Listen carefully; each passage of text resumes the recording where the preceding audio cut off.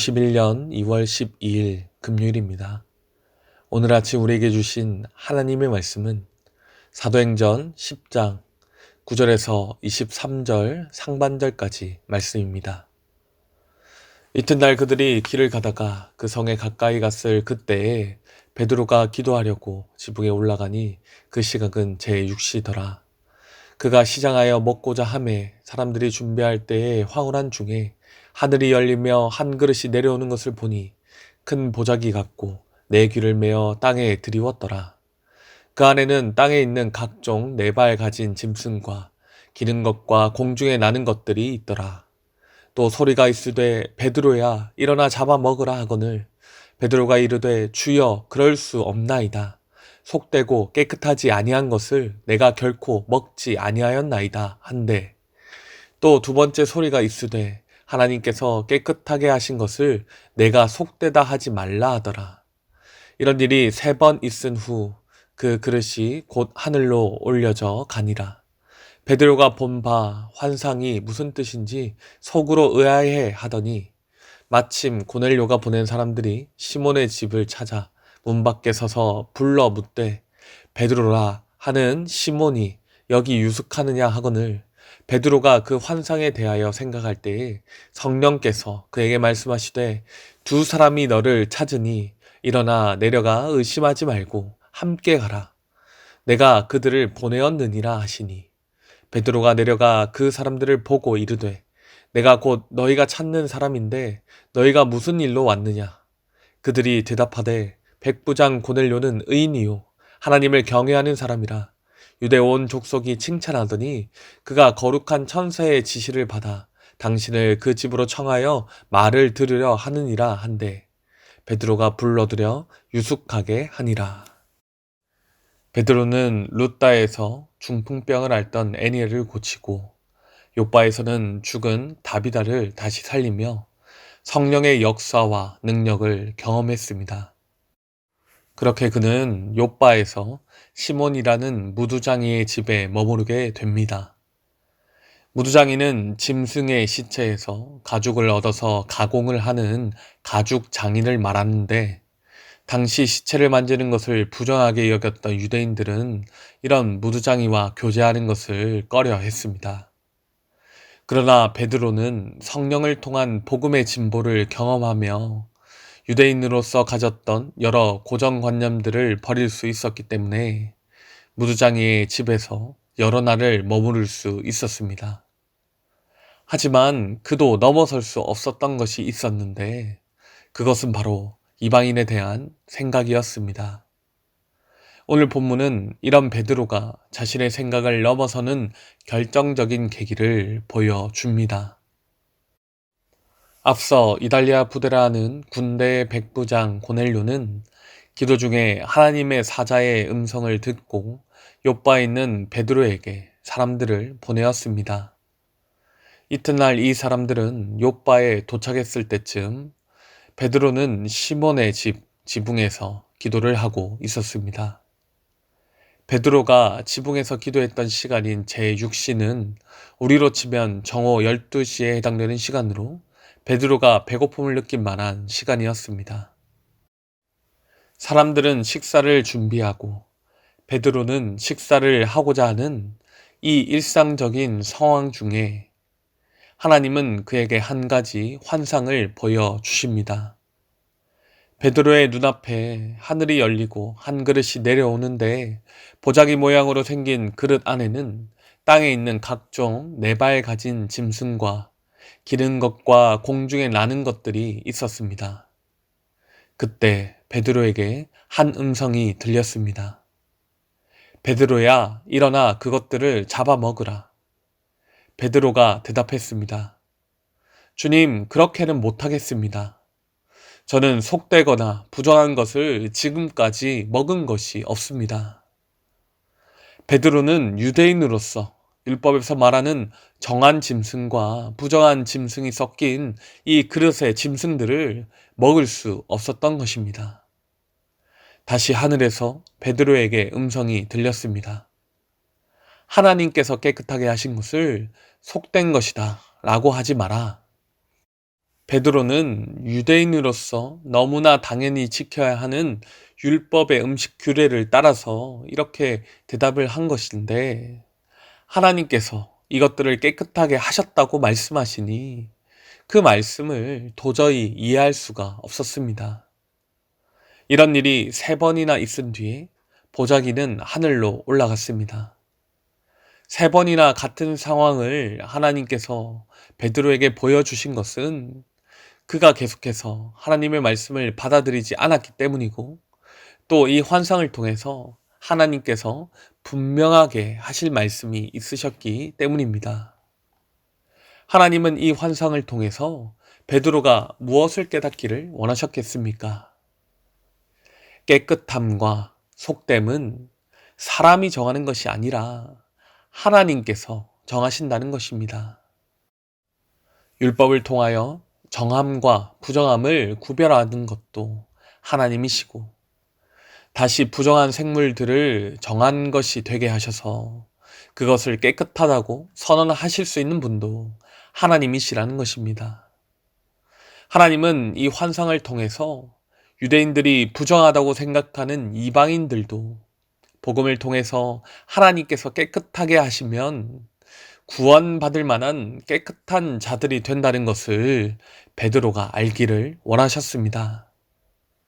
그러나 베드로는 이 환상을 보여주신 하나님의 뜻이 무엇인지 온전히 깨닫지 못했습니다. 그가 가진 편견은 그토록 바뀌기가 어려웠던 것이죠. 베드로가 환상의 의미에 대해서 계속해서 고민을 하고 있었을 때 마침 고넬료가 보낸 사람들이 무두장이 시몬의 집에 찾아옵니다. 그리고 그들은 고넬료가 말한 대로 베드로를 찾습니다.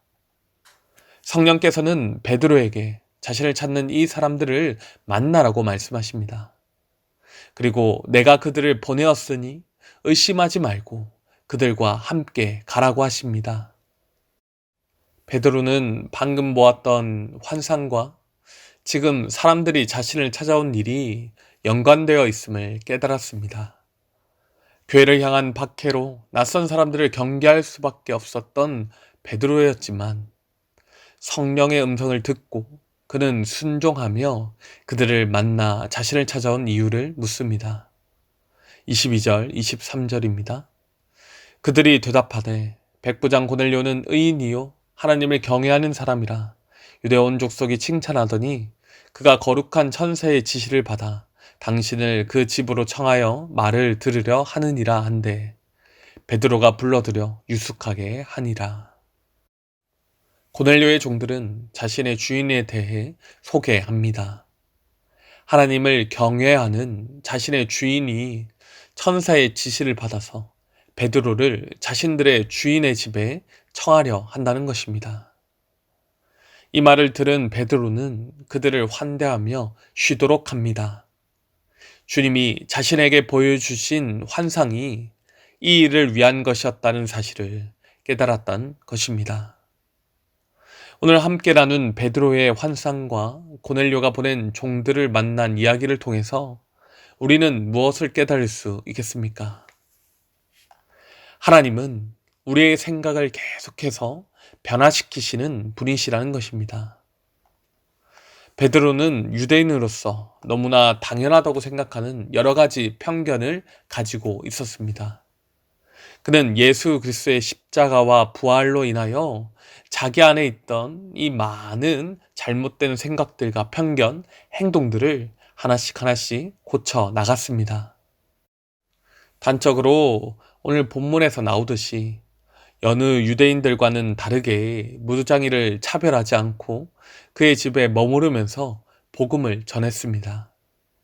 앞선 본문에서는 집사 빌립의 전도로 복음을 받아들였던 사마리아 사람들에게도 찾아가서 역사적, 문화적 이유로 차별하지 않고 성령님이 임하시도록 기도했습니다. 룻다와 욥바에서 당시 무시받았던 여성들도 고치는 또 살리는 성령의 사역을 감당했습니다.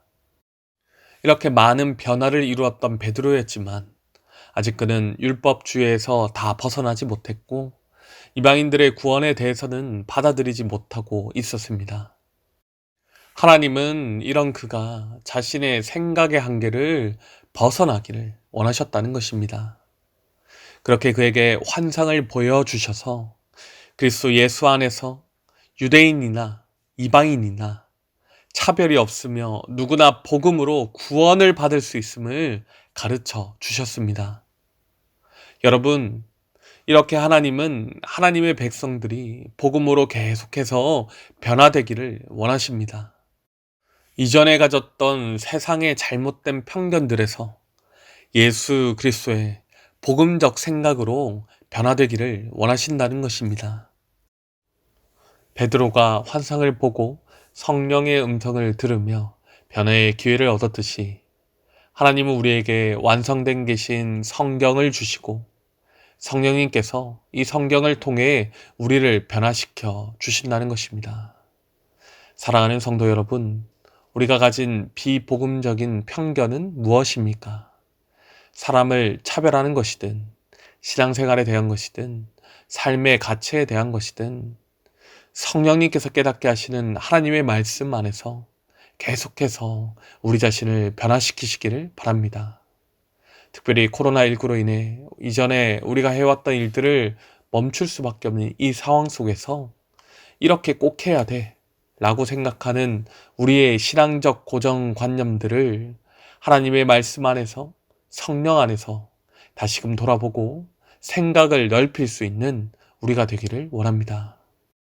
변화를 멈추지 마십시오. 우리를 변화시키실 하나님을 신뢰하면서 지금 당장 큰 변화를 이루지 못한다 할지라도 하나님의 일하심을 기대하며 순종하기로 결단하시는 우리 모두가 되기를 간절히 소원합니다. 기도하겠습니다. 하나님 아버지, 이 세상에 참된 복음이신 예수 그리스도를 이 땅에 보내어 주셔서 감사합니다. 예수의 은혜로 언약 밖에 있던 이방인인 우리를 언약 안에 들어가게 하시고 복음으로 성령 충만으로 풍성한 은혜를 누리게 하시니 참 감사합니다. 우리가 받은 은혜를 기억하면서 복음으로 변화되기를 멈추지 않고 계속해서 우리가 가진 세상적 욕망, 편견들을 변화시키게 하여 주시옵소서. 그리하여 하나님이 통치하시는 하나님의 나라가 온 세상에 확장되는 일에 우리가 쓰임받게 하여 주시옵소서. 우리를 변화의 자리로 계속해서 인도하실 줄로 믿사오며 우리 주 예수 그리스도의 이름으로 기도합니다. 아멘. 이 시간 개인적으로 기도하실 때 오늘 나눈 말씀을 붙들고 기도하시고 주간 기도 제목을 따라서 모든 소그룹 모임을 위해서 기도하겠습니다. 코로나로 인해 많은 어려움을 겪고 있는 다락방 모임과 전도회 모든 모임들마다 예수 안에서 한 가족같이 은혜를 나누는 모임이 되게 하시고 여러 모양으로 함께 모일 수 있도록 환경을 열어 주시옵소서.